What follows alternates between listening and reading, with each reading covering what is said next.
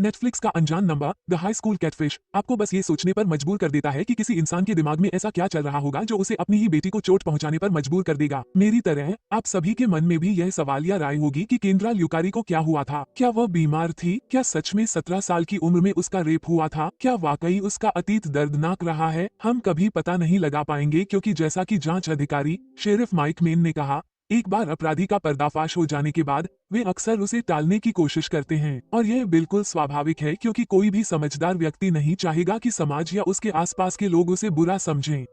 अपने बचाव में केंद्रा ने दर्शकों को बताया कि उसने अपनी बेटी लॉरेन को ये गंदे टेक्स्ट इसलिए भेजने शुरू किए क्योंकि वो असली अपराधी की पहचान जानना चाहती थी। टाइमलाइन के अनुसार लॉरेन को पहला टेक्स्ट अक्टूबर 2020 में एक अनजान नंबर से मिला था, लेकिन लगभग एक साल तक अचानक से टेक्स्ट आना बंद हो गया और फिर वे फिर से आने लगे। केंद्रा ने कहा कि उसने अपराध शुरू नहीं किया, लेकिन सबूत कुछ और कहते हैं। तो वास्तव में ऐसा हो सकता है कि केंद्रा ने उन संदेशों को भेजने के बाद किसी तरह का अपराधबोध महसूस किया हो और इसलिए उसने 11 महीने के लिए इसे रोक दिया हो। लेकिन लॉरेन की उसके तत्कालीन प्रेमी ओवन मैकेना के साथ निकटता ने केंद्रा को फिर से अपनी बेटी को वे संदेश भेजने के लिए प्रेरित किया, उसे गालियां दी और उसे आत्महत्या करने के लिए कहा। केंद्रा ध्यान आकर्षित करना चाहती थी और बचना चाहती थी। ठीक है, मान लीजिए कि केंद्रा ने वे पहले संदेश नहीं भेजे थे और वह वास्तव में अपनी बेटी को बचाना चाहती थी ताकि लॉरेन को 17 साल की उम्र में उसके जैसा न झेलना पड़े। लेकिन अगर ऐसा था तो कोई इतनी हद तक क्यों जाएगा और बी सिटी हाई स्कूल के अन्य छात्रों, खासकर ओवन और उसके चचेरे भाई एड्रियाना को संदेश भेजेगा जिनका लॉरेन से कोई लेना देना नहीं था। केंद्रा अभी भी लॉरेन की सहपाठी क्लो विल्सन को फंसाने की अपनी कोशिश को सही ठहरा सकती है, क्योंकि लॉरेन के साथ उसके मतभेद थे और शायद ये केंद्रा का अपनी बेटी की खातिर बदला लेने का तरीका था। लेकिन एक समय के बाद ये स्पष्ट हो जाता है कि वास्तव में यहाँ कोई पैटर्न नहीं है और केंद्रा को उस गुमनाम टेक्स्टर द्वारा मिल रही अटेंशन का आनंद मिलने लगा। केंद्रा की कजिन मेलिसा पेरी ने पुष्टि की कि केंद्रा को छोटी उम्र से ही आकर्षण का केंद्र बनना पसंद था। दरअसल ये साइबर मोनकोसिंग का मामला था, क्योंकि एक टीनेज लड़की की मां होने के कारण केंद्रा को वो अटेंशन नहीं मिल रही थी जिसकी वो इच्छा रखती थी। 2020 में वो 2 आईटी जॉब कर रही थी, लेकिन फिर एक साल बाद उसे दोनों से निकाल दिया गया। और आप जानते हैं कि खाली हाथ शैतान के खिलौने होते हैं। लेकिन बात यहीं खत्म नहीं होती। बात यह है कि केंद्रा की आईटी पृष्ठभूमि थी और वो इस तकनीकी सामान में बहुत अच्छी थी, जिससे उसे विश्वास था कि वो कभी पकड़ी नहीं जाएगी। और जब भी किसी अपराधी के मन में सुरक्षा या आश्वासन की भावना होती है तो यह उसके अंदर का सबसे बुरा काम सामने लाता है। केंद्रा का अपनी बेटी को आत्महत्या करने के लिए कहना उनमें से एक था। मुझे लगता है कि केंद्रा को वास्तव में मां बनने से नफरत थी और जब चीजें ठीक नहीं चल रही थी तो वो अपनी दयनीय जिंदगी के लिए अपनी बेटी को दोषी ठहराती थी। मेरे अनुभव में इंटरनेट पर लोग, खास तौर पर गुमनाम यूजरनेम के पीछे छुपे लोग, बहुत ज्यादा गुस्से को दबा कर रखते हैं और केंद्र के साथ भी ऐसा ही कुछ हुआ होगा। गुमनाम मैसेज के जरिए उसने उन लोगों पर अपना गुस्सा निकालने का तरीका ढूंढ निकाला जिन्हें वह धमका सकती थी। बच्चे आसान निशाना थे, वह जानती थी कि उन पर असर पड़ेगा, लेकिन आपको ये समझना होगा कि केंद्र के लिए उनके दुख बहुत मायने रखते थे। इससे उसे संतुष्टि, पूर्णता या उत्साह का एहसास होता था। जो लोग ध्यान चाहते हैं वे अक्सर उस व्यक्ति पर हमला करते हैं जिसके बारे में उन्हें लगता है कि वो सबसे ज्यादा रिएक्ट करेगा। वे ऐसे शब्द चुनते हैं जिनसे उन्हें सबसे ज्यादा नुकसान होगा। केंद्र को अपनी बेटी की असुरक्षा के बारे में सब पता था और उसने उसका इस्तेमाल उसे उकसाने के लिए किया। उसके इस स्टंट की न सिर्फ चर्चा हुई, बल्कि उसे अपनी दयनीय जिंदगी से बाहर निकलने का मौका भी मिला, जहां वह कुछ खास नहीं थी। केंद्रा एक पीडोफाइल हो सकती है।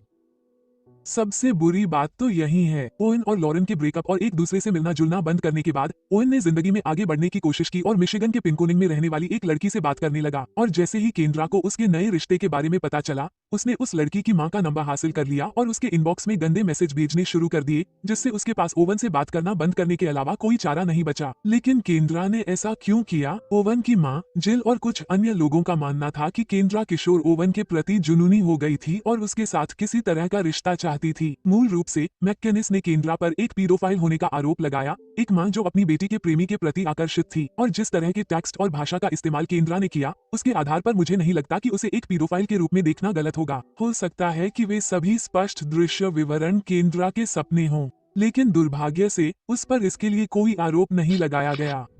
केंद्रा ने परिणामों के बारे में नहीं सोचा। मुझे लगता है कि इंसान होने के नाते हमें वास्तव में अपने कार्यों पर विचार करने की आवश्यकता है, न केवल वास्तविक दुनिया में बल्कि इस आभासी वास्तविकता में भी जो हमारे दैनिक जीवन का हिस्सा बन गई है। असल में ये सभी अपराधी अपने तरीकों को लेकर हमेशा बहुत आश्वस्त रहते हैं। उन्हें यकीन होता है कि वे कभी पकड़े नहीं जाएंगे और मुझे लगता है कि यही कारण है कि वे कभी नहीं सोचते कि जब उनके अपराध सामने आएंगे तो उनके परिवार या प्रियजनों का क्या होगा। तो क्या केंद्रा ने इस बारे में सोचा? क्या उसने कभी यह सोचा कि जब सच्चाई सामने आएगी तो उसकी बेटी अपने सहपाठियों, अपने शिक्षकों या अपने पड़ोसियों का सामना नहीं कर पाएगी?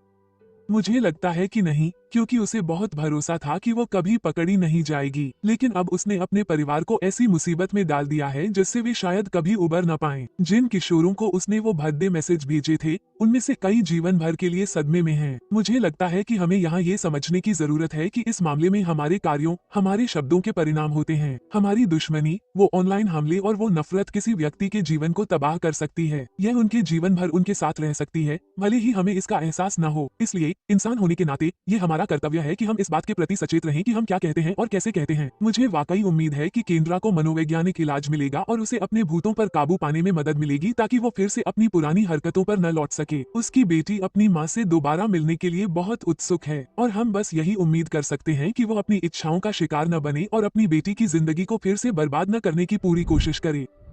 केंद्रा एक आजाद इंसान है। दिसंबर 2022 में केंद्रा द्वारा अपनी बेटी को पहला टेक्स्ट भेजने के करीब 2 साल बाद उसे गिरफ्तार कर लिया गया और उस पर 5 अलग अलग आरोप लगे, जिनमें से मुख्य रूप से एक नाबालिग का पीछा करने का आरोप था। अंत में केंद्रा ने नाबालिग का पीछा करने के 2 मामलों में दोषी ठहराया, एक उसकी अपनी बेटी और दूसरा उसका पूर्व प्रेमी ओवन। 26 अप्रैल 2023 को इसाबेला काउंटी कोर्ट हाउस के एक जज ने केंद्रा को 18 महीने की जेल की सजा सुनाई। जब वह जेल में थी तो लॉरेन सोमवार और बुधवार को उससे बात करती थी क्योंकि वो अपनी माँ से सारे रिश्ते नहीं तोड़ना चाहती थी और उसके साथ अपने रिश्ते को फिर से बनाना चाहती थी। केंद्रा आखिरकार 8 अगस्त 2024 को जेल से बाहर आ गई और रिपोर्ट्स के मुताबिक वो फरवरी 2026 तक पैरोल पर रहेगी।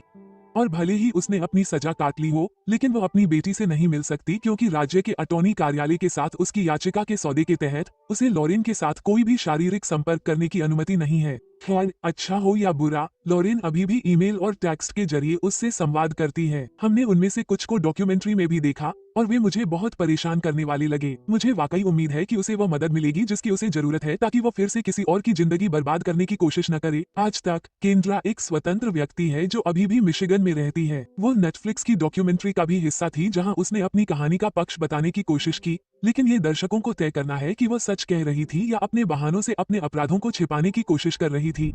इस वीडियो को देखने के लिए धन्यवाद और नीचे कमेंट सेक्शन में वीडियो के बारे में अपने विचार साझा करें। लाइक बटन दबाएं और हमारे चैनल को सब्सक्राइब करें ताकि आपको सिनेमा और सीरीज का डेली डोज मिल सके।